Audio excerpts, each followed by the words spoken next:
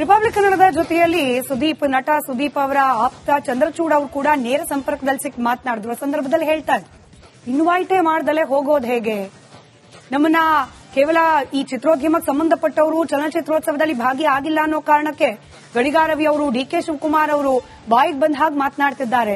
ಆದ್ರೆ ಆಹ್ವಾನವೇ ಕೊಟ್ಟಿಲ್ಲ ಅನ್ನೋ ವಿಚಾರ ಯಾರ ಗಮನಕ್ಕೆ ತರೋದು? ಈ ರೀತಿಯ ಅನೇಕ ಗೊಂದಲಗಳಿಗೆ ಕಾರಣವಾಗಿತ್ತು. ಹಾಗಾದ್ರೆ ರಿಪಬ್ಲಿಕ್ ಕನ್ನಡಕ್ಕೆ ಸಿಕ್ಕಿರುವ ಮಾಹಿತಿ ಆಧಾರದ ಮೇಲೆ ಅದರಲ್ಲೂ ಆ ಪಟ್ಟಿನೇ ಸಿಕ್ಕಿದೆ. ಯಾರಿಗೆಲ್ಲ ಆಹ್ವಾನ ಹೋಗಿತ್ತು, ಹೋಗಿಲ್ಲ ಅನ್ನೋದಕ್ಕೆ, ಯಾರನ್ನೆಲ್ಲ ಕರೆಯಲಾಗಿತ್ತು ಈ ಕಾರ್ಯಕ್ರಮಕ್ಕೆ, ಯಾರನ್ನ ಕರೆದಿರಲಿಲ್ಲ, ಒಂದಷ್ಟು ಗಮನಿಸಬಿಡೋಣ. ನಟ ಶಿವರಾಜ್ ಕುಮಾರ್ ಅವರಿಗೆ ಆಹ್ವಾನವನ್ನ ನೀಡಲಾಗಿತ್ತು, ಆದ್ರೆ ಸುದೀಪ್ ಅವರಿಗೆ ಈ ಇನ್ವೈಟ್ ತಲುಪೇ ಇರಲಿಲ್ಲ ಅನ್ನೋ ಮಾಹಿತಿ ಇದೆ.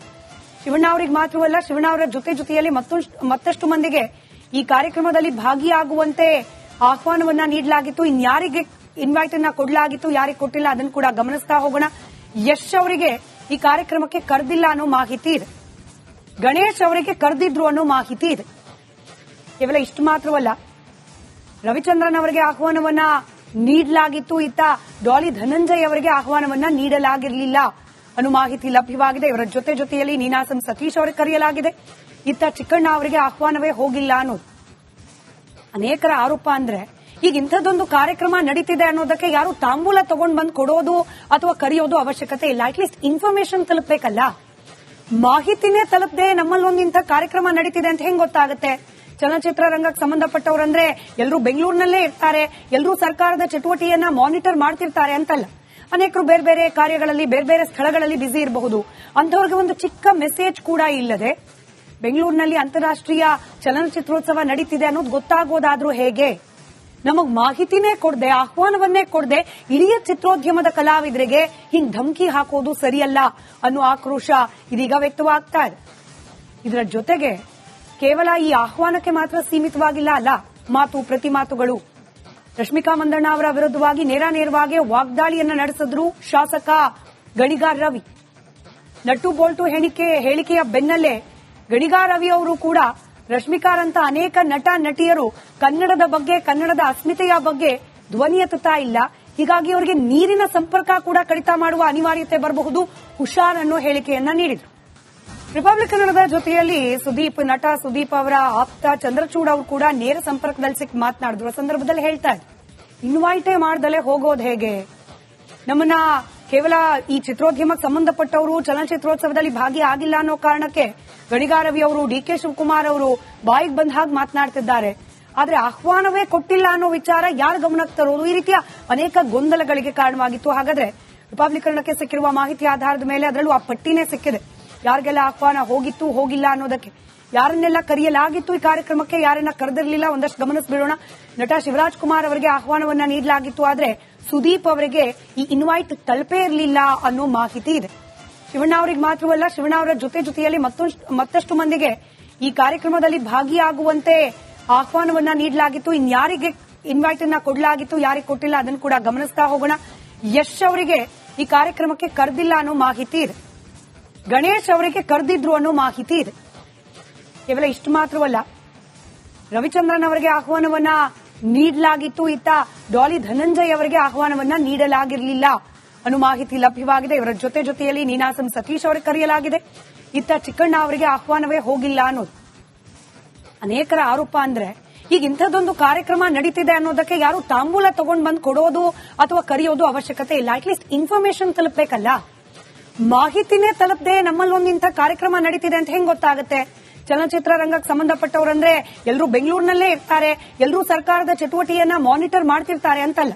ಅನೇಕರು ಬೇರೆ ಬೇರೆ ಕಾರ್ಯಗಳಲ್ಲಿ, ಬೇರೆ ಬೇರೆ ಸ್ಥಳಗಳಲ್ಲಿ ಬ್ಯುಸಿ ಇರಬಹುದು.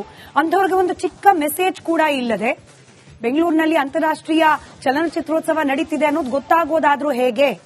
ನಮಗ್ ಮಾಹಿತಿನೇ ಕೊಡದೆ, ಆಹ್ವಾನವನ್ನೇ ಕೊಡದೆ ಇಡೀ ಚಿತ್ರೋದ್ಯಮದ ಕಲಾವಿದರಿಗೆ ಹಿಂಗ್ ಧಮಕಿ ಹಾಕೋದು ಸರಿಯಲ್ಲ ಅನ್ನೋ ಆಕ್ರೋಶ ಇದೀಗ ವ್ಯಕ್ತವಾಗ್ತಾ ಇದೆ. ಇದರ ಜೊತೆಗೆ ಕೇವಲ ಈ ಆಹ್ವಾನಕ್ಕೆ ಮಾತ್ರ ಸೀಮಿತವಾಗಿಲ್ಲ ಅಲ್ಲ, ಮಾತು ಪ್ರತಿ ಮಾತುಗಳು. ರಶ್ಮಿಕಾ ಮಂದಣ್ಣ ಅವರ ವಿರುದ್ಧವಾಗಿ ನೇರವಾಗಿ ವಾಗ್ದಾಳಿಯನ್ನ ನಡೆಸಿದ್ರು ಶಾಸಕ ಗಣಿಗಾರ್ ರವಿ.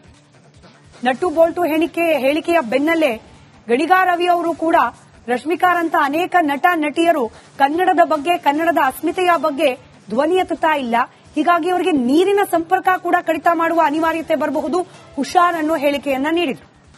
ರಿಪಬ್ಲಿಕ್ ಕನ್ನಡದ ಜೊತೆಯಲ್ಲಿ ನಟ ಸುದೀಪ್ ಅವರ ಆಪ್ತ ಚಂದ್ರಚೂಡ್ ಅವರು ಕೂಡ ನೇರ ಸಂಪರ್ಕದಲ್ಲಿ ಸಿಕ್ಕಿ ಮಾತನಾಡಿದ್ರು. ಸಂದರ್ಭದಲ್ಲಿ ಹೇಳ್ತಾರೆ, ಇನ್ವೈಟೇ ಮಾಡ್ದಲೆ ಹೋಗೋದು ಹೇಗೆ? ನಮ್ಮನ್ನ ಕೇವಲ ಈ ಚಿತ್ರೋದ್ಯಮಕ್ಕೆ ಸಂಬಂಧಪಟ್ಟವರು ಚಲನಚಿತ್ರೋತ್ಸವದಲ್ಲಿ ಭಾಗಿಯಾಗಿಲ್ಲ ಅನ್ನೋ ಕಾರಣಕ್ಕೆ ಗಣಿಗಾ ರವಿ ಅವರು, ಡಿಕೆ ಶಿವಕುಮಾರ್ ಅವರು ಬಾಯಿಗೆ ಬಂದ ಹಾಗೆ ಮಾತನಾಡ್ತಿದ್ದಾರೆ. ಆದ್ರೆ ಆಹ್ವಾನವೇ ಕೊಟ್ಟಿಲ್ಲ ಅನ್ನೋ ವಿಚಾರ ಯಾರ ಗಮನಕ್ಕೆ ತರೋದು? ಈ ರೀತಿಯ ಅನೇಕ ಗೊಂದಲಗಳಿಗೆ ಕಾರಣವಾಗಿತ್ತು. ಹಾಗಾದ್ರೆ ರಿಪಬ್ಲಿಕ್ ಕನ್ನಡಕ್ಕೆ ಸಿಕ್ಕಿರುವ ಮಾಹಿತಿ ಆಧಾರದ ಮೇಲೆ ಅದರಲ್ಲೂ ಆ ಪಟ್ಟಿನೇ ಸಿಕ್ಕಿದೆ. ಯಾರಿಗೆಲ್ಲ ಆಹ್ವಾನ ಹೋಗಿತ್ತು, ಹೋಗಿಲ್ಲ ಅನ್ನೋದಕ್ಕೆ, ಯಾರನ್ನೆಲ್ಲ ಕರೆಯಲಾಗಿತ್ತು ಈ ಕಾರ್ಯಕ್ರಮಕ್ಕೆ, ಯಾರನ್ನ ಕರೆದಿರಲಿಲ್ಲ, ಒಂದಷ್ಟು ಗಮನಿಸಬೇಡೋಣ.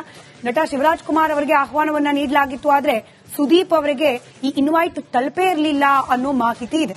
ಶಿವಣ್ಣ ಅವರಿಗೆ ಮಾತ್ರವಲ್ಲ, ಶಿವಣ್ಣ ಅವರ ಜೊತೆಯಲ್ಲಿ ಮತ್ತಷ್ಟು ಮಂದಿಗೆ ಈ ಕಾರ್ಯಕ್ರಮದಲ್ಲಿ ಭಾಗಿಯಾಗುವಂತೆ ಆಹ್ವಾನವನ್ನ ನೀಡಲಾಗಿತ್ತು. ಇನ್ಯಾರಿಗೆ ಇನ್ವೈಟ್ ಅನ್ನ ಕೊಡಲಾಗಿತ್ತು, ಯಾರಿಗೆ ಕೊಟ್ಟಿಲ್ಲ ಅದನ್ನು ಕೂಡ ಗಮನಿಸ್ತಾ ಹೋಗೋಣ. ಯಶ್ ಅವರಿಗೆ ಈ ಕಾರ್ಯಕ್ರಮಕ್ಕೆ ಕರೆದಿಲ್ಲ ಅನ್ನೋ ಮಾಹಿತಿ ಇದೆ. ಗಣೇಶ್ ಅವರಿಗೆ ಕರೆದಿದ್ರು ಅನ್ನೋ ಮಾಹಿತಿ ಇದೆ. ಕೇವಲ ಇಷ್ಟು ಮಾತ್ರವಲ್ಲ, ರವಿಚಂದ್ರನ್ ಅವರಿಗೆ ಆಹ್ವಾನವನ್ನ ನೀಡಲಾಗಿತ್ತು, ಇತ್ತ ಡಾಲಿ ಧನಂಜಯ್ ಅವರಿಗೆ ಆಹ್ವಾನವನ್ನ ನೀಡಲಾಗಿರಲಿಲ್ಲ ಅನ್ನೋ ಮಾಹಿತಿ ಲಭ್ಯವಾಗಿದೆ. ಇವರ ಜೊತೆಯಲ್ಲಿ ನೀನಾಸಂ ಸತೀಶ್ ಅವರಿಗೆ ಕರೆಯಲಾಗಿದೆ, ಇತ್ತ ಚಿಕ್ಕಣ್ಣ ಅವರಿಗೆ ಆಹ್ವಾನವೇ ಹೋಗಿಲ್ಲ ಅನ್ನೋದು ಅನೇಕರ ಆರೋಪ. ಅಂದ್ರೆ ಈಗ ಇಂಥದ್ದೊಂದು ಕಾರ್ಯಕ್ರಮ ನಡೀತಿದೆ ಅನ್ನೋದಕ್ಕೆ ಯಾರು ತಾಂಬೂಲ ತಗೊಂಡ್ ಬಂದು ಕೊಡೋದು ಅಥವಾ ಕರೆಯೋದು ಅವಶ್ಯಕತೆ ಇಲ್ಲ. At least information ತಲುಪಬೇಕಲ್ಲ. ಮಾಹಿತಿನೇ ತಲುಪದೆ ನಮ್ಮಲ್ಲೊಂದು ಇಂಥ ಕಾರ್ಯಕ್ರಮ ನಡೀತಿದೆ ಅಂತ ಹೆಂಗ್ ಗೊತ್ತಾಗುತ್ತೆ? ಚಲನಚಿತ್ರ ರಂಗಕ್ಕೆ ಸಂಬಂಧಪಟ್ಟವರಂದ್ರೆ ಎಲ್ಲರೂ ಬೆಂಗಳೂರಿನಲ್ಲೇ ಇರ್ತಾರೆ, ಎಲ್ಲರೂ ಸರ್ಕಾರದ ಚಟುವಟಿಕೆಯನ್ನ ಮಾನಿಟರ್ ಮಾಡ್ತಿರ್ತಾರೆ ಅಂತಲ್ಲ. ಅನೇಕರು ಬೇರೆ ಬೇರೆ ಕಾರ್ಯಗಳಲ್ಲಿ, ಬೇರೆ ಬೇರೆ ಸ್ಥಳಗಳಲ್ಲಿ ಬ್ಯುಸಿ ಇರಬಹುದು. ಅಂಥವ್ರಿಗೆ ಒಂದು ಚಿಕ್ಕ ಮೆಸೇಜ್ ಕೂಡ ಇಲ್ಲದೆ ಬೆಂಗಳೂರಿನಲ್ಲಿ ಅಂತಾರಾಷ್ಟ್ರೀಯ ಚಲನಚಿತ್ರೋತ್ಸವ ನಡೀತಿದೆ ಅನ್ನೋದು ಗೊತ್ತಾಗೋದಾದ್ರೂ ಹೇಗೆ? ನಮಗ್ ಮಾಹಿತಿನೇ ಕೊಡದೆ, ಆಹ್ವಾನವನ್ನೇ ಕೊಡದೆ ಇಡೀ ಚಿತ್ರೋದ್ಯಮದ ಕಲಾವಿದರಿಗೆ ಹಿಂಗ್ ಧಮಕಿ ಹಾಕೋದು ಸರಿಯಲ್ಲ ಅನ್ನೋ ಆಕ್ರೋಶ ಇದೀಗ ವ್ಯಕ್ತವಾಗ್ತಾ ಇದೆ. ಇದರ ಜೊತೆಗೆ ಕೇವಲ ಈ ಆಹ್ವಾನಕ್ಕೆ ಮಾತ್ರ ಸೀಮಿತವಾಗಿಲ್ಲ ಅಲ್ಲ, ಮಾತು ಪ್ರತಿ ಮಾತುಗಳು. ರಶ್ಮಿಕಾ ಮಂದಣ್ಣ ಅವರ ವಿರುದ್ಧವಾಗಿ ನೇರವಾಗಿ ವಾಗ್ದಾಳಿಯನ್ನ ನಡೆಸಿದ್ರು ಶಾಸಕ ಗಣಿಗಾ ರವಿ. ನಟ್ಟು ಬೋಲ್ಟು ಹೇಳಿಕೆಯ ಬೆನ್ನಲ್ಲೇ ಗಣಿಗಾ ರವಿ ಅವರು ಕೂಡ ರಶ್ಮಿಕಾರಂತ ಅನೇಕ ನಟ ನಟಿಯರು ಕನ್ನಡದ ಬಗ್ಗೆ, ಕನ್ನಡದ ಅಸ್ಮಿತೆಯ ಬಗ್ಗೆ ಧ್ವನಿ ಎತ್ತುತ್ತಾ ಇಲ್ಲ, ಹೀಗಾಗಿ ಅವರಿಗೆ ನೀರಿನ ಸಂಪರ್ಕ ಕೂಡ ಕಡಿತ ಮಾಡುವ ಅನಿವಾರ್ಯತೆ ಬರಬಹುದು, ಹುಷಾರ್ ಅನ್ನೋ ಹೇಳಿಕೆಯನ್ನ ನೀಡಿದ್ರು. ರಿಪಬ್ಲಿಕ್ ಕನ್ನಡದ ಜೊತೆಯಲ್ಲಿ ನಟ ಸುದೀಪ್ ಅವರ ಆಪ್ತ ಚಂದ್ರಚೂಡ್ ಅವರು ಕೂಡ ನೇರ ಸಂಪರ್ಕದಲ್ಲಿ ಸಿಕ್ಕಿ ಮಾತನಾಡಿದ್ರು. ಸಂದರ್ಭದಲ್ಲಿ ಹೇಳ್ತಾರೆ, ಇನ್ವೈಟೇ ಮಾಡ್ದಲೆ ಹೋಗೋದು ಹೇಗೆ? ನಮ್ಮನ್ನ ಕೇವಲ ಈ ಚಿತ್ರೋದ್ಯಮಕ್ಕೆ ಸಂಬಂಧಪಟ್ಟವರು ಚಲನಚಿತ್ರೋತ್ಸವದಲ್ಲಿ ಭಾಗಿಯಾಗಿಲ್ಲ ಅನ್ನೋ ಕಾರಣಕ್ಕೆ ಗಣಿಗಾ ರವಿ ಅವರು, ಡಿಕೆ ಶಿವಕುಮಾರ್ ಅವರು ಬಾಯಿಗೆ ಬಂದ ಹಾಗೆ ಮಾತನಾಡ್ತಿದ್ದಾರೆ. ಆದ್ರೆ ಆಹ್ವಾನವೇ ಕೊಟ್ಟಿಲ್ಲ ಅನ್ನೋ ವಿಚಾರ ಯಾರ ಗಮನಕ್ಕೆ ತರೋದು? ಈ ರೀತಿಯ ಅನೇಕ ಗೊಂದಲಗಳಿಗೆ ಕಾರಣವಾಗಿತ್ತು. ಹಾಗಾದ್ರೆ ರಿಪಬ್ಲಿಕ್ ಕನ್ನಡಕ್ಕೆ ಸಿಕ್ಕಿರುವ ಮಾಹಿತಿ ಆಧಾರದ ಮೇಲೆ ಅದರಲ್ಲೂ ಆ ಪಟ್ಟಿನೇ ಸಿಕ್ಕಿದೆ.